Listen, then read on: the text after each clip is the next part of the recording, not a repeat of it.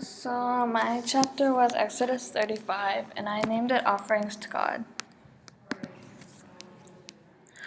In the beginning of the chapter, I talked about Moses gathering the Israelite community and telling them the rules of the Sabbath.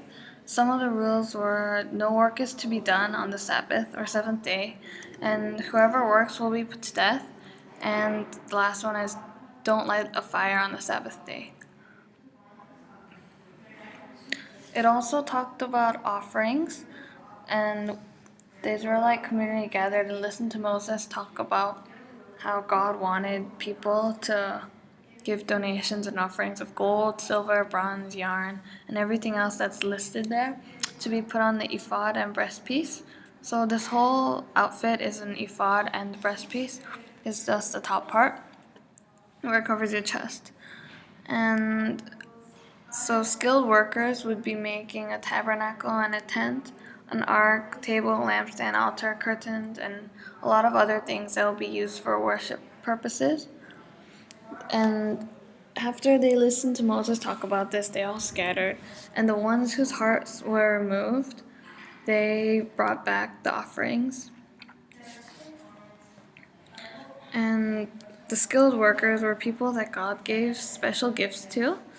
One example is Bezalel, the son of Uri. He was given the Spirit of God, wisdom, understanding, knowledge, and knowledge in addition to skills. So he can make artistic designs, cut and set stones, work in wood, and could do all different kinds of artistic crafts. And him and Oholiab was given the ability to teach others. In the Bible, in Exodus 35, there were 3 repetitions. Offering appeared 8 times, command 4 times, and skill 6 times. 2 questions that I had was why was the Sabbath day so important, and what happened to the people whose hearts weren't moved.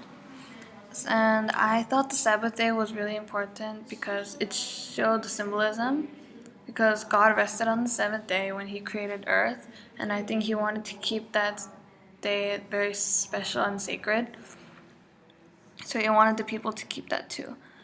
And just like it said before, there were people whose hearts weren't moved and were moved, and the people whose weren't moved, I think God and Moses will probably just be really disappointed, even though it didn't say anything specific in the Bible.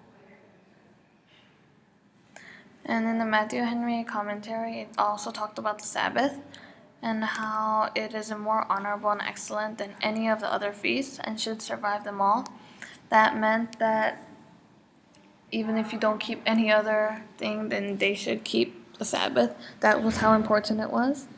And the other, it was about the offerings and how it should be a voluntary contribution, and that God loves a cheerful giver. So we shouldn't be pressured to offer things to God.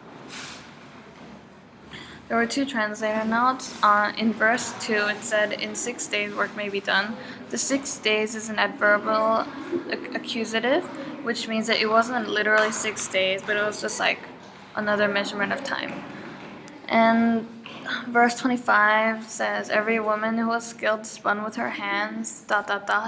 And in that verse, wisdom of heart comes out, which means that they could make all the right choices about being in all aspects of design and skill. So this chapter showed that God he liked being worshipped, but he wouldn't force them to give up offerings, and he wanted them to give voluntarily because that is more meaningful.